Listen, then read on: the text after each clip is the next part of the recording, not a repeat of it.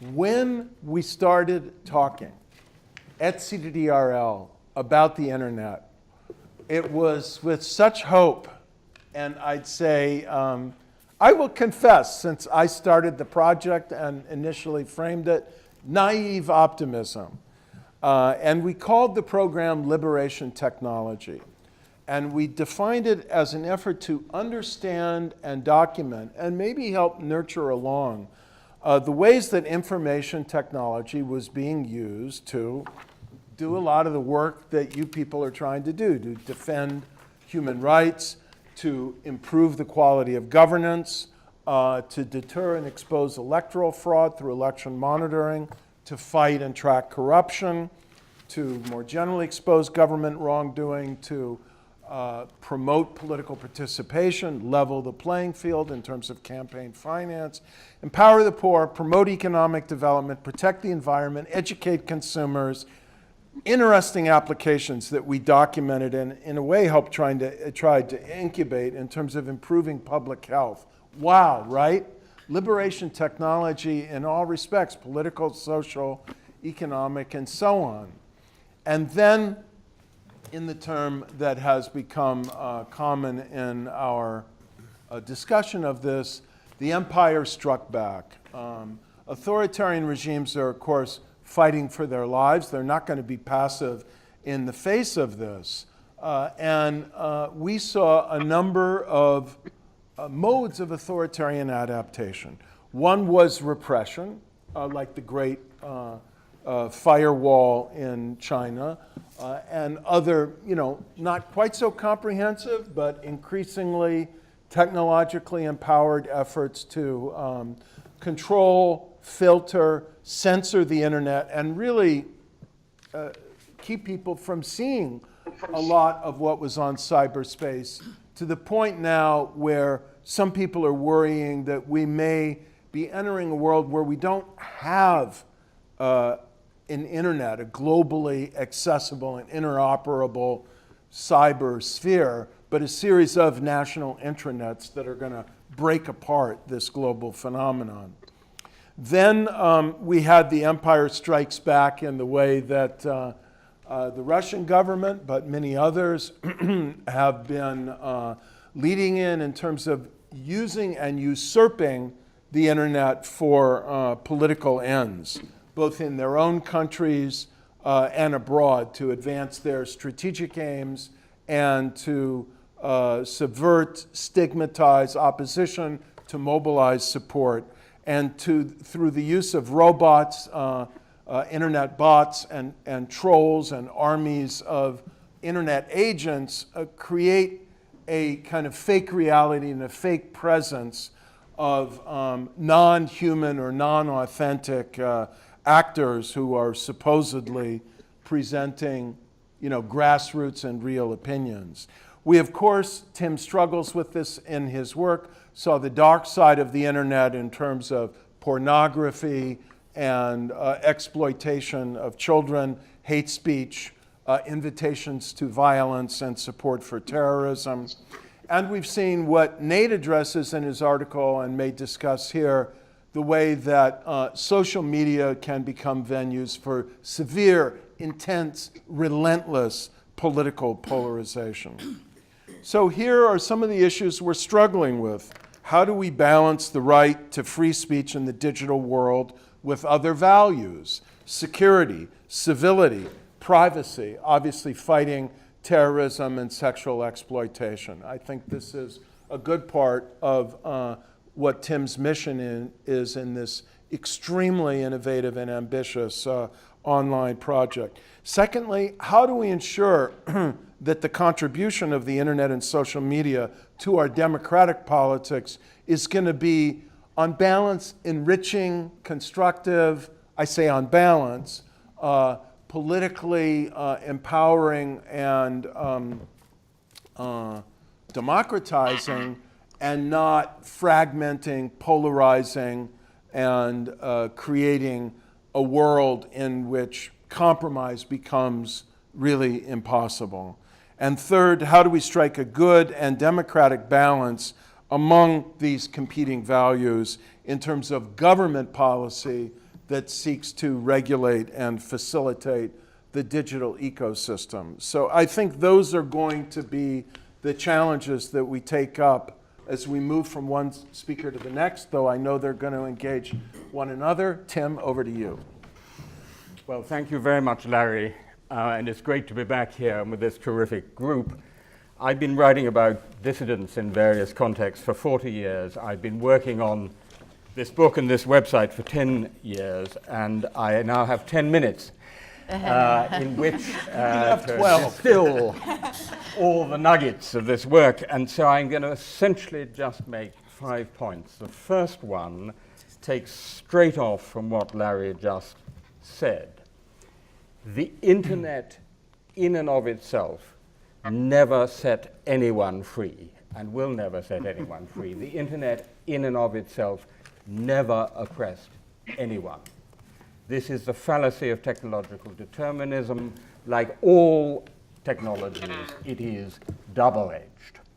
The first human being who discovered a knife could use it to cut their meat or to murder their neighbor. And that's true of all technologies. Through history, all information and communication technologies. Because this is a big one, the upside is enormous. We have the possibility, anyone who has a smartphone, of communicating in theory directly with roughly half of humankind. That's amazing.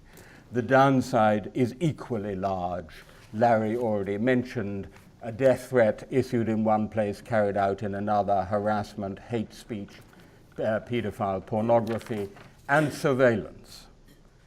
Ruth Schneier, a great expert on cybersecurity, says surveillance is the business model of the internet. What Google and Facebook and Twitter know about you is beyond a Stasi general's wildest dream. And if you put that together with what the state knows, so it's double-edged. And the basic question before us is always, how do we maximize the opportunity and minimize the risk? Second point follows from this.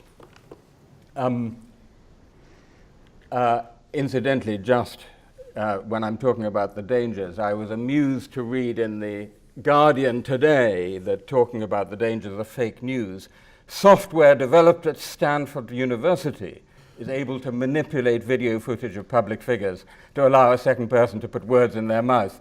So even as we here are talking about the danger of fake news, somewhere else on Stanford campus, someone is inventing the tools for fake news.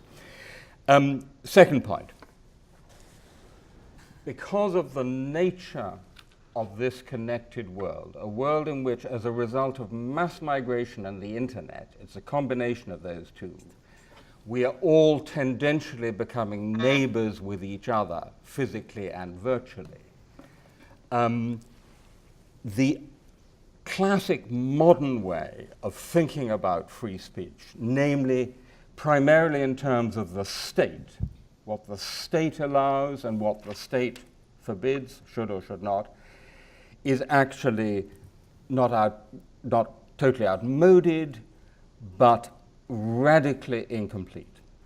I argue that your effective freedom of expression at any one time, freedom of information too, is actually determined by 4 forces. Number 1, international treaties, organizations and networks, formal and informal, the most obvious being the ICCPR. There are all the countries that have signed up, in theory, to Article 19. There's a list of those which can actually go to the UN Human Rights Committee. Then you have what I call the big dogs, the big cats, and the mice. The big dogs are the governments. The big cats are Facebook, Google, Twitter, Amazon, Apple.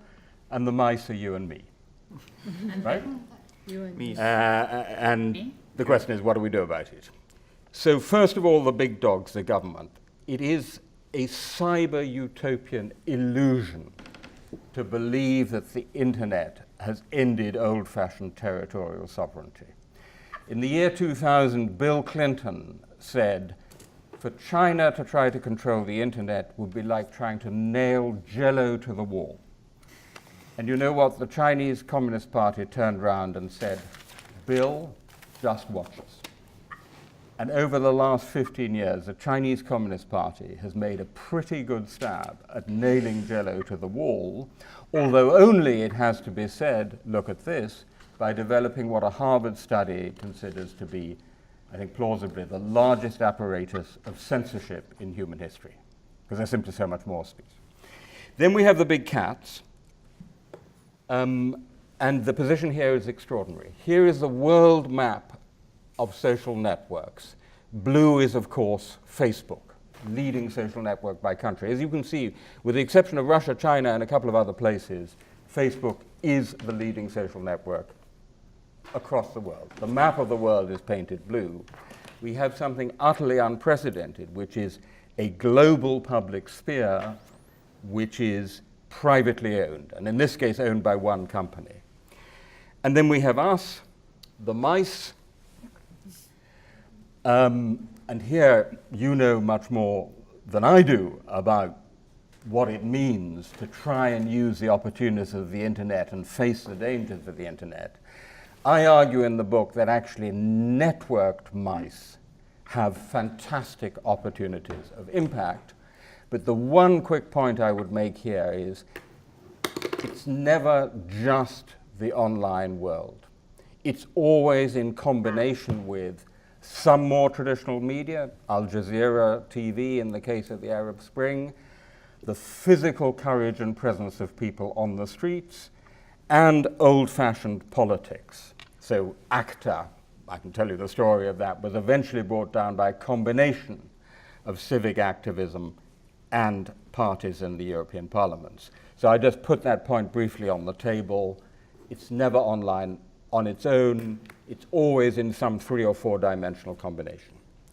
Third point, it follows from this that if we are living in such a connected world, where we're all becoming neighbors with everybody else, and where our effective freedom of speech is determined by all those 4 forces, talking in terms of the law and constitutional tradition of any one country will not get you so far. It'll get you some way, but not all the way.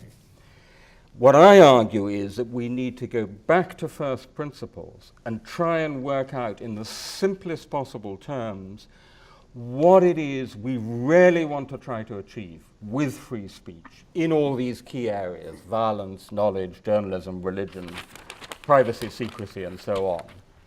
And then work out how we get it. Who is the key addressee, right?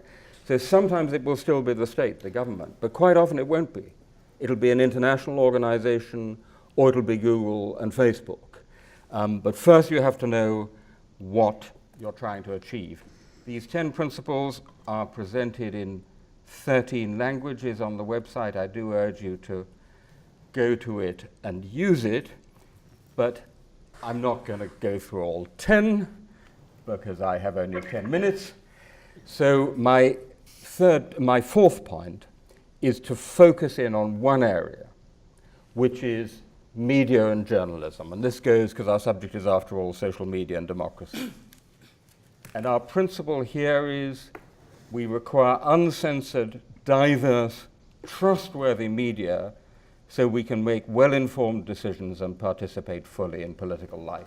So a stripped to essential statement of the classic argument of free speech for democratic self-government.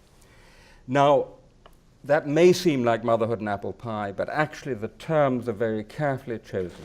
Uncensored, diverse, trustworthy. Most of the time, even in authoritarian regimes, the problem now is not so much explicit censorship as it is in China. It is most typically control through other means, notably ownership of the media. And I see many of you nodding around the table because you can see it once it applies. This is a piece we have about the Turkish media during the 2013 Gezi Park protests, one of the biggest civic protests, civic movements in recent Turkish history. What was telly showing? CNN Turk was showing a documentary about penguins. Why? Well, the piece argues persuasively because the main TV channels are owned by conglomerates, which are dependent on the state for advertising revenue and have many other interests which also depend on the Erdogan regime. So you have the biggest protests for years going on in your capital, and you're showing a documentary about penguins, right? So that's go after somewhat different targets. And this brings us, that I think is true in so many different places. In Hungary, for example, a would-be authoritarian regime, there is no censorship, but there's massive control through ownership, particular, and informal pressure. This brings me on to the key point about trustworthy, and this brings us to what we're going to spend a lot of time talking about, I think, what Larry already mentioned. Everybody's talking about fake news, alternative facts, post-fact, post-truth, echo chambers, silos, disinformation and misinformation, which, by the way, I would distinguish between the two stipulatively. I think disinformation is false information deliberately circulated for political reasons, Putin's Russia being the prime example. Misinformation is Macedonian meme farms. It's false information being circulated to make money or for other reasons. Disinformation and misinformation. Now, I want to make a very simple, very boring point here, which is something that academics say far too often, which is we need more research.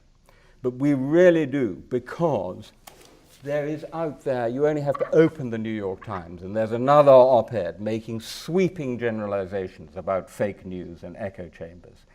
Actually, we don't really know what is going on. There is relatively little good empirical research. There is some, this is a paper which I commend to all of you by my colleague Jonathan Bright, who looks at political posting on Twitter, and what he finds is slightly more complicated than the usual picture. What he finds is that people who are in the middle, broadly defined, in the political center, and that's quite a large political center in the case of, say, Germany or Canada, much smaller in other countries, actually are getting more diverse news and views through the internet and social media. But people with strong ideological views at the extremes, there you see the really strong echo chamber effects and the polarization effects. And so it's a somewhat more differentiated finding. It's the ideologically fired up, the crusaders, who really are in the echo chambers. There's a rather similar finding in a Stanford study, which I also commend to you. There's one other finding which I think is well established, which is that false information, whether disinformation or misinformation, is as likely or more likely to go viral than accurate information. That, I think, is a reasonably well-established finding. And this takes me to my fifth and final point in introduction, which is to ask the question, which I think we should be asking. One of the questions we should be asking. We've all thought a lot about what we should ask of the state and what government and courts should do. There's a vast literature on it. There are international organizations. There are treaties covering it. But we have this whole new, incredibly important player, the big cats, Google, Facebook, Twitter, Amazon, Apple, Tencent, Baidu in China, what I call the private superpowers. And the question we should be asking is, what should we together be asking of them? What are the most important things to ask of them? Because if you talk to the people at the top of these companies, many of whom, by the way, are good American liberals and readers of the New York Times, they say, our problem is, from where we sit, we're being bombarded from all sides, 360 degrees, and many of these demands are contradictory. So the free speech advocacy groups are saying, leave more content up. But the women's rights and LGBTQI and minority rights groups are saying, take more content down. because it's hate speech. Privacy and data protection advocates are saying, do more to protect our privacy. Security agencies and governments are saying, share more private information with us to help us fight terrorism. So they, I think, quite reasonably say, what is it you want us to do? Get together and work out some set of demands which those broadly interested in liberal democracy, human rights and free speech would want of us. Let me finally just mention, and this is just to throw open the discussion, a few things I think we could talk about as asks of the private superpowers. Number one, a major reason why we don't really know what is going on is that we don't have the data.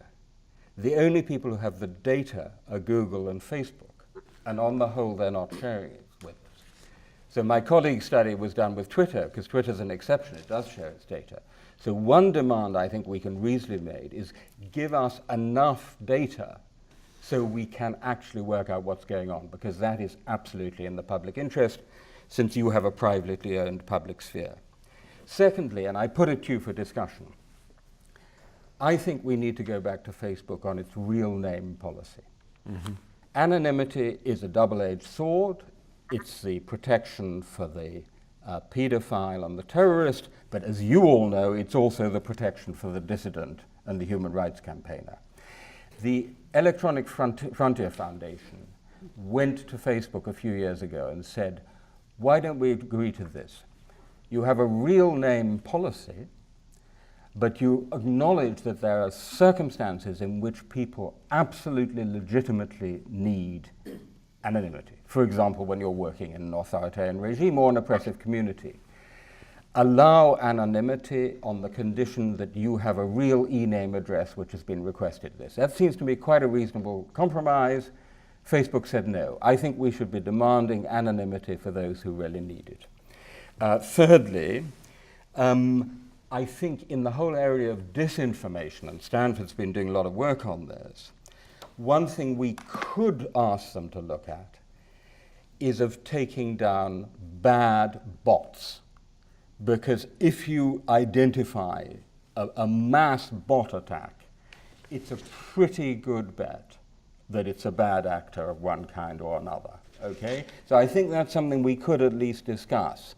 I don't think we should be doing what the Germans are doing, which is say, take down fake news, because we don't want the state getting into the business of deciding what is true and what is false. But I think take down the bots. I also think that on Facebook newsfeed, we can reasonably ask them to show us roughly what the algorithm is doing, and to ask that it gives a greater diversity of news and views, because that is actually a public good which is vital to a democracy.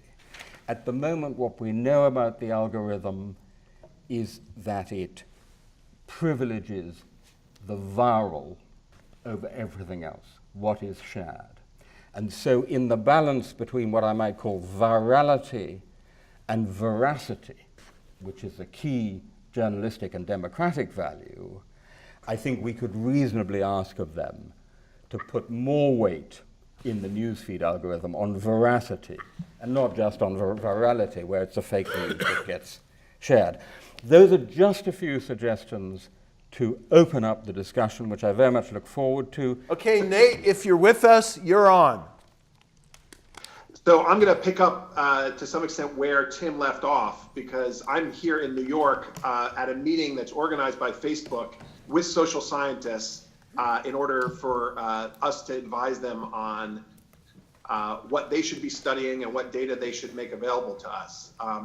And so this is the first step, at least, that Facebook is taking in order to do some of the things that Tim mentioned. I'm sorry I'm not there, but you know, it's for reasons associated with this conference. I should say just the way I became interested in this topic of social media and democracy was from the lens of campaign finance, because before the 2016 election, for the most part, when we talked about the internet and democracy, we were holding up the model of Obama's digital campaign geniuses, or the success of micro-targeting, or the fact that TV was no longer going to be the primary medium of political campaigning.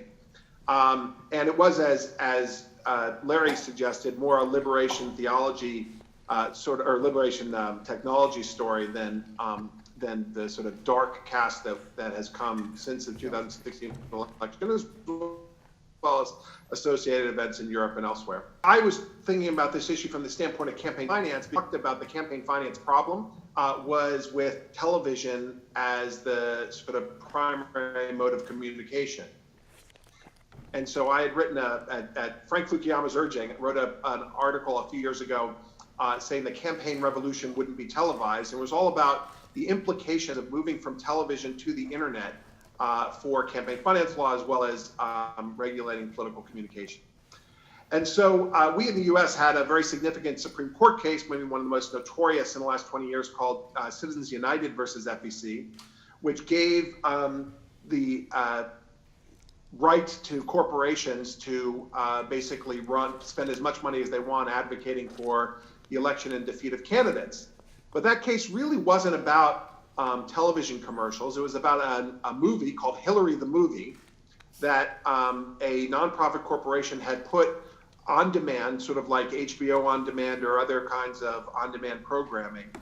And the case, while it's been sort of talked about in the context of giving corporations human rights or First Amendment rights, was really a case about changing technology and about what happens when you move from linear television programming to on-demand, nonlinear programming through the internet or through other types of technologies, and what the implications would be for that. And so that was my sort of entry point. And since then, we've had conferences at Stanford, and I've been working somewhat with the platforms. Like I said, I'm here with Facebook in New York, and have done some work with Google over the last few years as well. We often identify with the internet and campaigning, things like fake news or hate speech and the like, because those are in some ways just manifestations of old problems that we're seeing online. And what I try to focus on, what is unique about the technology of the internet that then has particular, threatens democracies in particular.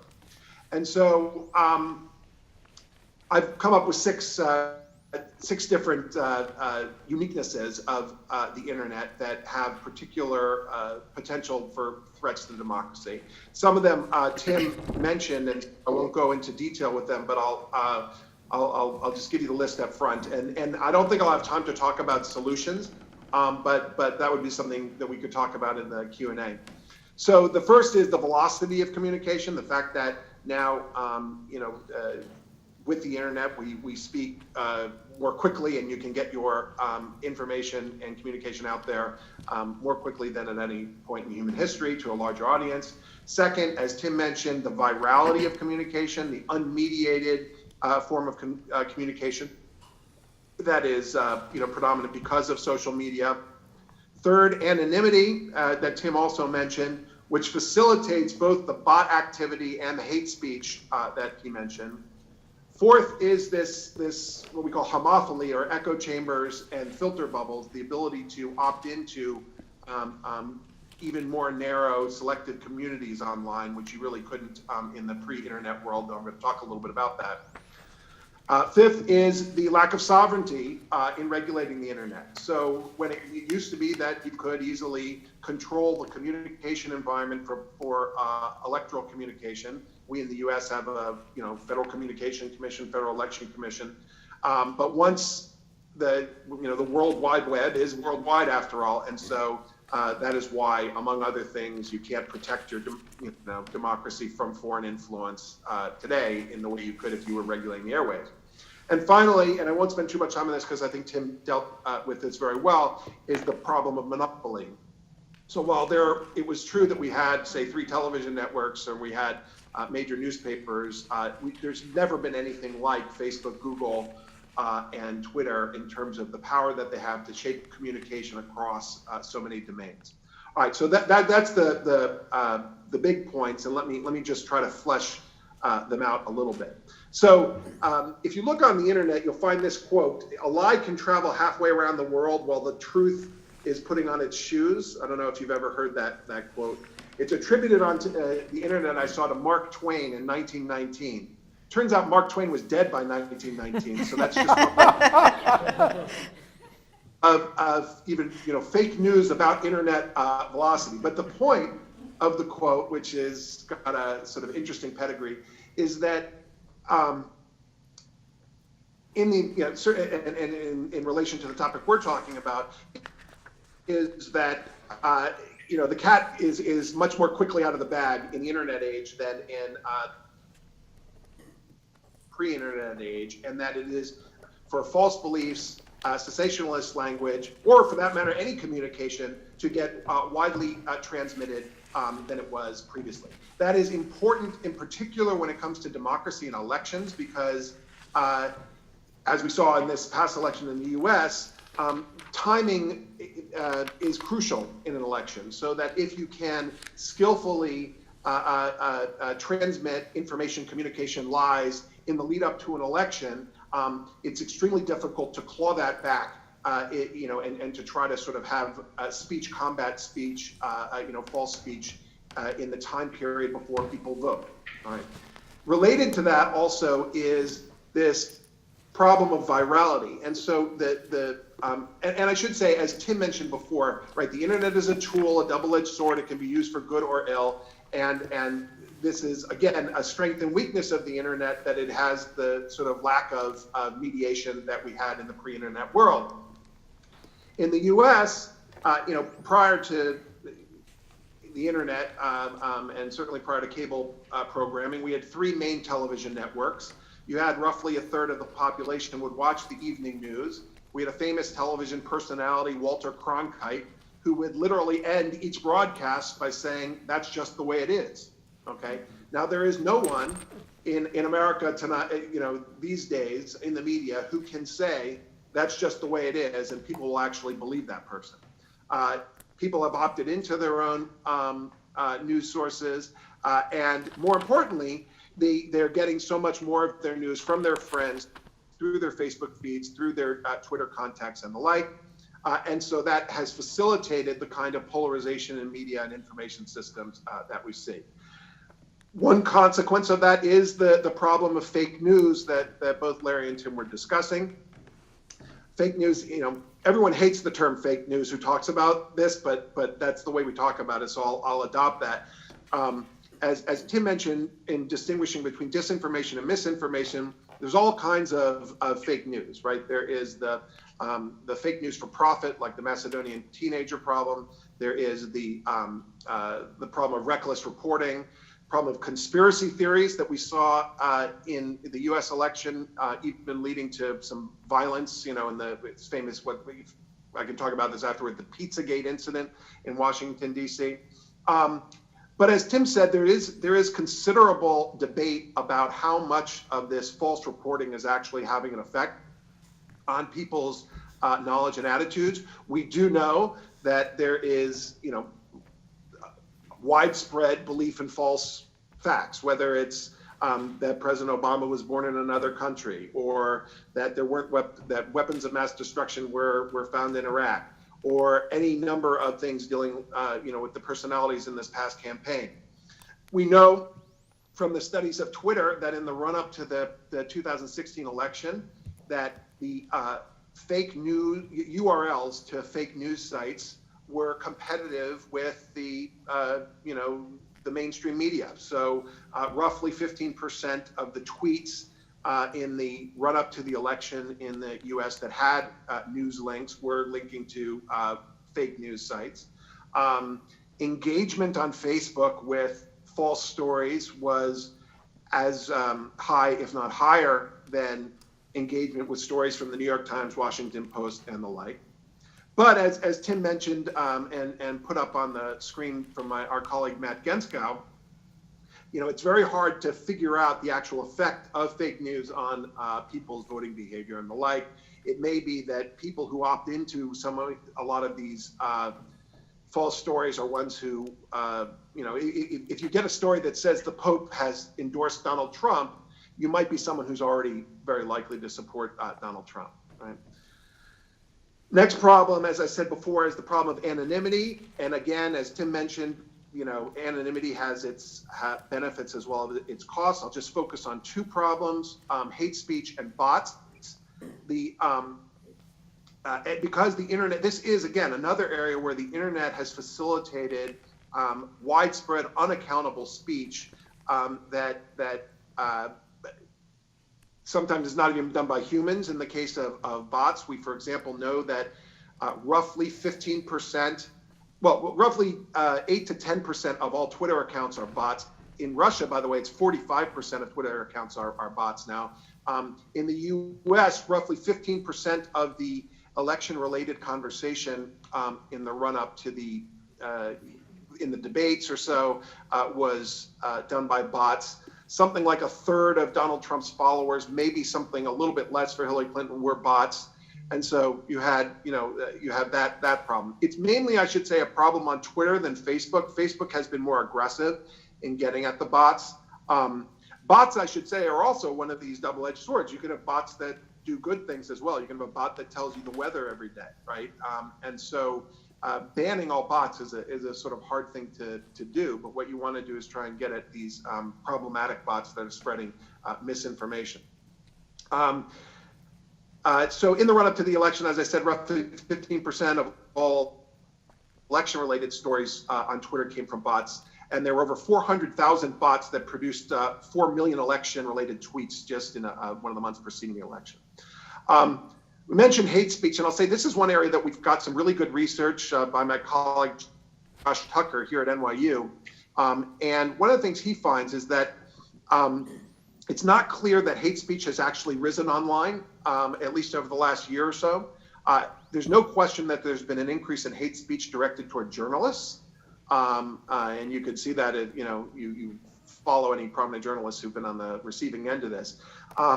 But he looks at it as a very sort of creative way of trying to measure hate speech and to look at what's been happening on Twitter, and he's specifically looking on Twitter, and doesn't see a kind of secular rise in hate speech over the course of the election. It does seem like there was a rise in white nationalist rhetoric as well as misogynist rhetoric in the month or so after the US election, but we'll see whether that continues.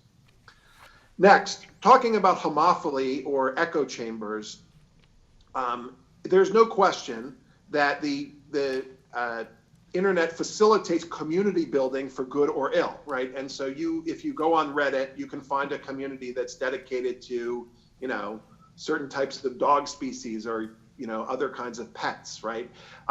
As well as finding a group of neo-Nazis if you want to associate with them. And so the kind of cauldrons of hate that you can find on the internet are facilitated by the echo chambers that certain websites, make available. But one of the critical questions in thinking about this problem of echo chambers is to ask the question, as compared to what? And by that I mean, to what extent is your social media feed really different than the types of people you would meet offline, right? And so there is good arguments to suggest that the people that you see on Facebook are actually more politically diverse than, for example, if you were to walk outside right now down University Avenue in Palo Alto, or if I were to walk outside here and go into Greenwich Village, right? And that there's no question that there's increased polarization online. There's increased polarization in terms of extremists opting into different news sources and the like, but that is true in the offline world as well. And so this is another area where Matt Genskow has done some formative work in finding that, the internet is at least as politically diverse as your offline lives, say in your workplace or in your neighborhood, and it's probably more politically diverse than a lot of those places. Finally, last 2 points, sovereignty and monopoly, somewhat related, but in thinking about sovereignty, we know what happened with we are continuing to learn what's happened in terms of the Russian intervention into the US election. But many of you come from countries where this is a problem that you've known for some time. And we're going to sort of continue to get more information about what happened in the US election, but now that the I don't know, the model has been suggested, or that people have seen what may have happened in this election is going to, I think, become more prevalent. And I think, the U.S. would take more defensive tactics around the world. And I should say, of course, this is in the age of in the pre-internet age. Obviously, the U.S. Tried to influence elections around the world. This is not a new thing. But the point is that when you think about the communication ecosystem and how it used to be that nations were able to regulate their sort of political communication in ways that were a little bit more powerful. Now, with the advent of the internet, that you cannot essentially tell, right, if whether speech is coming from Russia, coming from Macedonia, or coming from Tennessee. Last, I'll just mention monopoly, and I'll suggest, sort of the irony here, which is that on the one hand, we have this extremely fragmented media environment, have the big television stations having the power that they once did, and yet this concentration of content delivery through the main platforms, Google, Facebook, and Twitter. Each one of those platforms, though, sort of behaves in a different way and has different pathologies that are associated with it. And we'll talk a little bit about that. Let me just end by throwing out there what I think the reform universe looks like. The what I call the sort of 6 Ds of reform. I didn't intentionally have them as they all happen to start with D, but so it goes. The first is thinking about reforms based on disclosure, trying to find out the identities of people who are engaging in media and the like. That's one of the things that Tim was mentioning. That, of course, again, is a double-edged sword because you worry about the what would happen worldwide if we forced people not to be anonymous.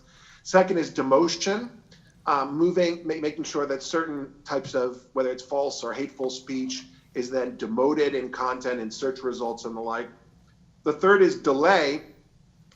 This is one of the things that the former head of Google News has suggested, which is that when there's certain speech that is achieving a certain level of virality, that the platforms could delay the content from gaining that kind of popularity, at least until it could be checked for truth and the like. Fourth is dilution.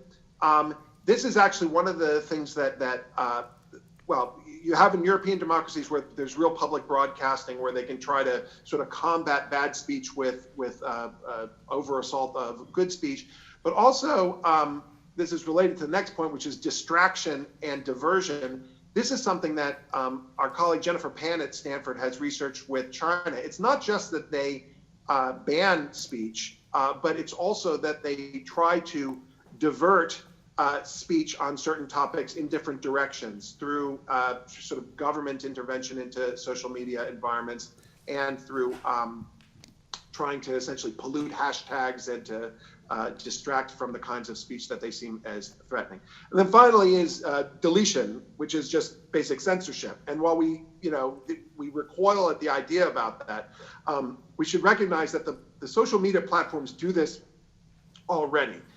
That they regulate an enormous amount of content, whether it's intellectual property reasons, incitement, hate speech, certain types of advertising, like for guns or for drugs and the like, let alone obscenity and other characteristic areas of sort of First Amendment controversy. And I should say that if in the United States we legislated into law the terms of service of Google, Facebook, or Twitter, they would all violate the Constitution, okay? And this is by way of saying that to think about these platforms as being just the same as governmental entities and obeying the same types of constitutional rules is the mistake, because they don't do it already. And the real question is whether the rules that they've developed for commerce and the like should be the same ones that they apply for politics. And I will leave you with that question and look forward to your questions. Thank you so much, Nate. You obviously love democracy so much that every reform idea you get also begins with the letter D, so that's very inspiring. Now we go to the Global Digital Policy Incubator, which is actually an effort to try and translate some of these ideas and concerns into policy reconciliation and innovation. So Eileen, over to you. And I will just take it up right there with what Tim said was his goal, is we're all looking to capitalize on the upside benefit of technology and protecting against the downside risk. That's the optimization that we're trying to do. Let me just say, I'm in the same boat as everybody else. This is the most fascinating, complex topic. It is very difficult to distill into 10 minutes. It also happens to be somewhat terrifying. I come at this as a human rights advocate and someone who is trying to hold on to basic optimism about the potential of digital technology for society, whether it's for economic development, freedom of expression, and the work of civil society generally. The part that I am most concerned about is that we started with this great moment of optimism, as Larry said, and many of us were very naive about, you know, the good guys were ahead of the curve and we're going to be able to use technology and run away from authoritarian governments. We've seen that authoritarians have caught up and they actually use the internet very effectively to control information, and they are also now flooding social media with propaganda. There is this sense that anti-democratic forces are using technology much more effectively than the good guys. And we also have this extraterritorial reach of authoritarian governments across geographic boundaries to disrupt democratic processes in other places, and it's just terrifying.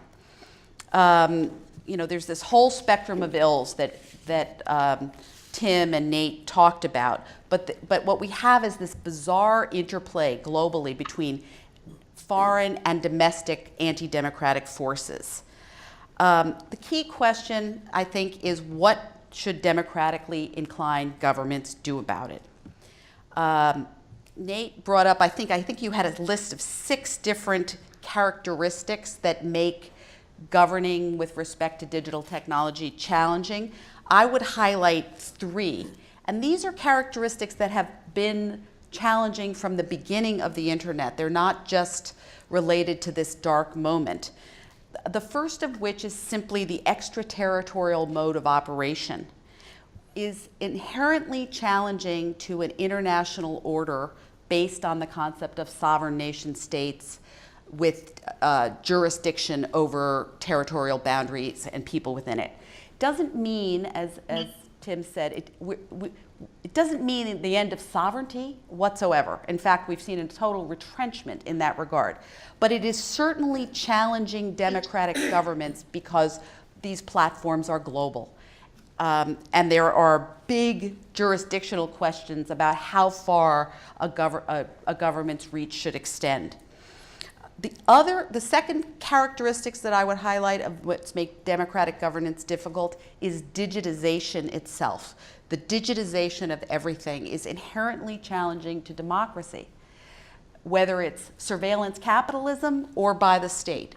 And the very simple idea is obviously it's an erosion of privacy in the extreme. And it turns out privacy is very important to freedom of expression, freedom of assembly and association.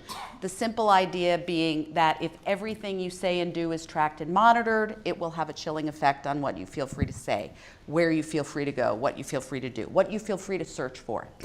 So, and it also, you know, in the big picture, it risks inverting the democratic order itself. The idea that the people are sovereign, the people watch the government. We now have this flipped. And it's the combination of government and private sector. The cats and the dogs together are monitoring everything we do. The third characteristic that I would highlight is this basic trend toward privatization of governance, which is just happening under our feet by virtue of the fact that the private sector owns, operates, and secures most of the critical internet infrastructure that we use. And in addition, the platforms have become effectively the public square for society. And those platforms and the boundaries of freedom of expression are being controlled by terms of service, community guidelines, and algorithms. And so that is a dramatic change. So, you know, and I think the idea there is part of what's so challenging about that is that the private sector is not democratically accountable. In the democratic arrangement, the idea is that the people are sovereign. They enter into a social contract with government. The government provides liberty and security under the rule of law. And what we have seen is that those governing responsibilities have shifted to the private sector, and yet we don't have a system of democratic accountability. Similarly, the other thing that's been disrupted, very important in democracy, is journalism and the professional media. And they've all been disrupted. They're struggling to find a business model, and yet the journalism has functioned as the watchdog of government in democracy. And so we've lost that source of accountability. And I think those are big issues for us to grapple with. We've seen a lot of tension over time since we've had the internet within democratic governments and between democratic governments of how do you do democratic governance with the internet. So the prototypical case of tension within a democratic system was the FBI versus Apple case. That question of how do you optimize simultaneously for privacy of citizens, digital security of citizens, and law enforcement interests in access to information and national security needs. That tension is still unresolved. We've seen tensions between democracies, most notably the transatlantic tensions over whether the interest of protecting privacy of citizens in one place warrants taking down content and potentially undermining freedom of expression for people around the world with the right to be forgotten case. Again, unresolved. It's still under debate in Europe.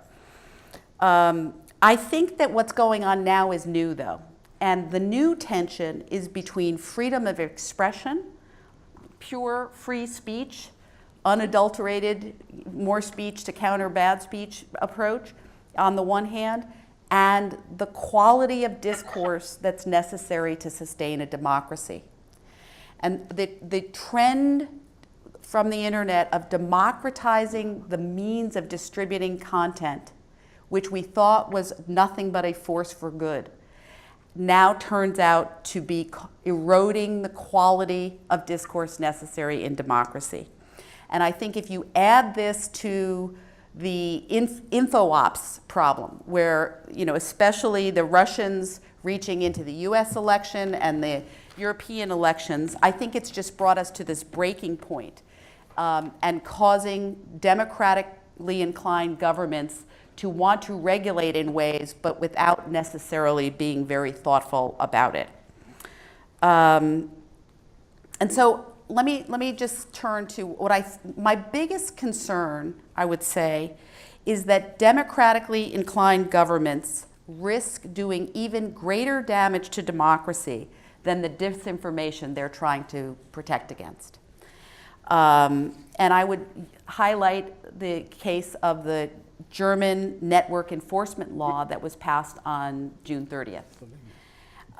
This is just like a primo example of what not to do. This law effectively requires networks to delete what, quote unquote, evidently unlawful content within 24 hours. It does not provide a definition of what evidently unlawful is or criteria for that assessment.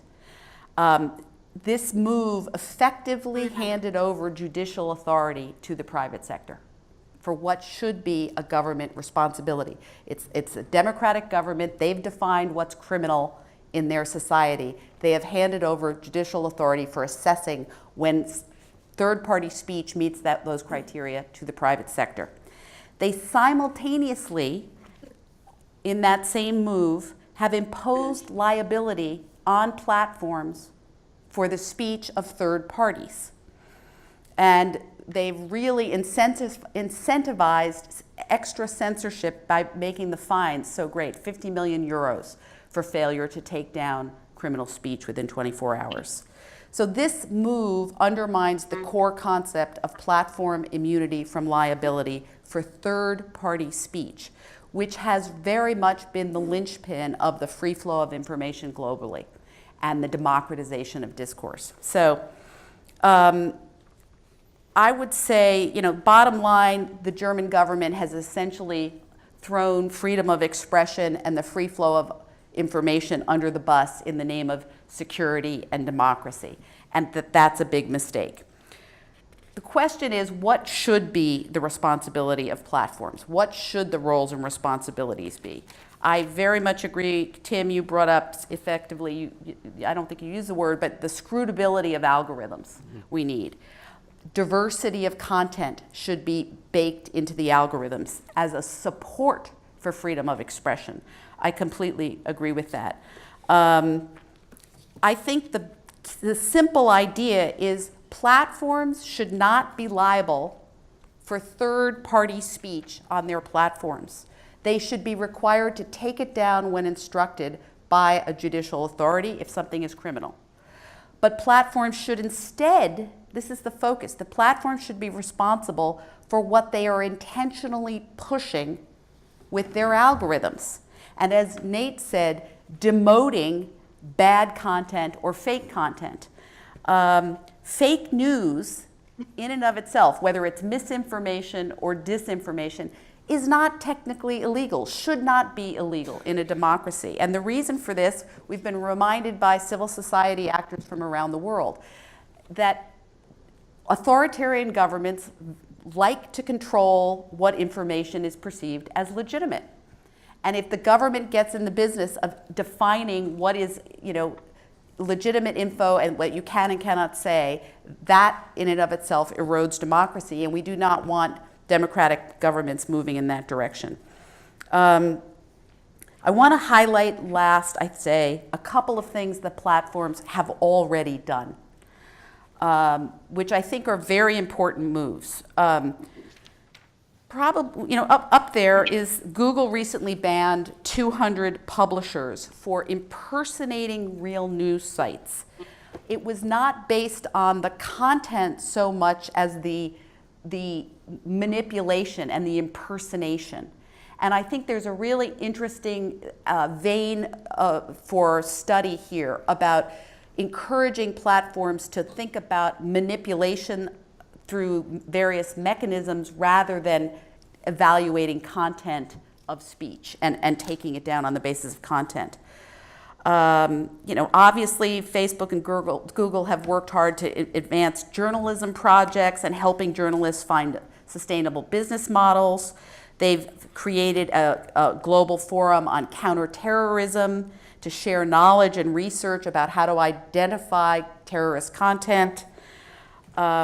Very importantly, Facebook has committed to combat information operations. And this, again, is a really interesting move because it's not content-based, it's based on inauthentic amplifiers and mechanisms of manipulation. And they feel very justified in going after those mechanisms, and I think that's a great move. Two other really interesting moves that the platforms have made. One, in April, Google announced that it was tweaking its algorithm to surface higher quality content. And I think this goes to Nate's, your point about demotion. The idea here of bad content, demoting bad content.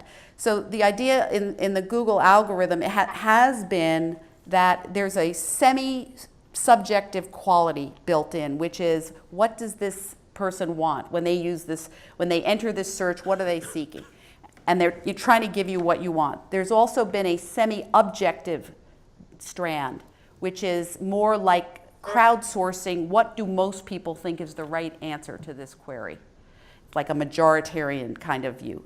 Those things have existed. They have also now added what might be viewed as a more objective, qualitative assessment of the information itself. And they are factoring in indicia, signals of authority, indicia that the information was garnered through fact-checking or source credibility, things that journalists would have normally done. And so they're trying to bake in that qualitative assessment. And also, Facebook made a change to its mission statement, which is based on building community, which I think points to enhancement of quality of discourse, not just allowing users to share. I think time's up. Most basic point I can make is democratic government, it's always been difficult. Optimizing for freedom, security, and democracy is hard. And I think democratically oriented governments should not throw freedom of expression under the bus in the name of protecting either security or democracy. Great. Well, what a rich and interestingly reinforcing, though not in any way identical set of comments. So thanks to the three of you, just awesome.